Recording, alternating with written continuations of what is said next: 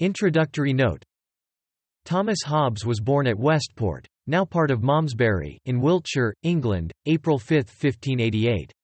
His father was a clergyman of the Church of England, and he was educated at Magdalen Hall, Oxford, whence he graduated in 1608.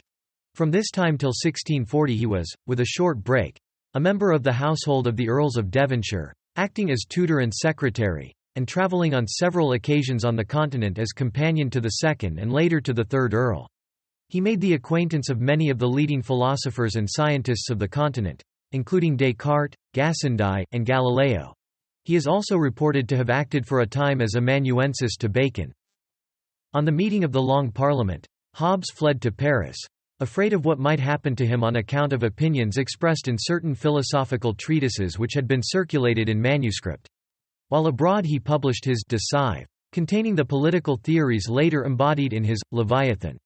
In 1646 he was appointed mathematical tutor to the future king, Charles II, but after the publication of the Leviathan in 1651, he was excluded from the court, and returned to England.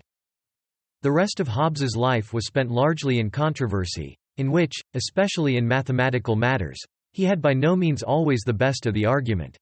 He lived in fear of prosecution for heresy, but was saved by the protection of the king. He died December 4, 1679. Hobbes's writings produced much commotion in his own day, but his opponents were more conspicuous than his disciples. Yet he exerted a notable influence on such thinkers as Spinoza, Leibniz, Diderot, and Rousseau, and the utilitarian movement led to a revival of interest in his philosophy in the 19th century.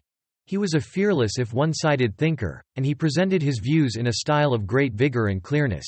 A great partisan by nature, says his most recent critic, Hobbes became by the sheer force of his fierce, concentrated intellect a master builder in philosophy. He hated error, and therefore, to confute it, he shouldered his way into the very sanctuary of truth.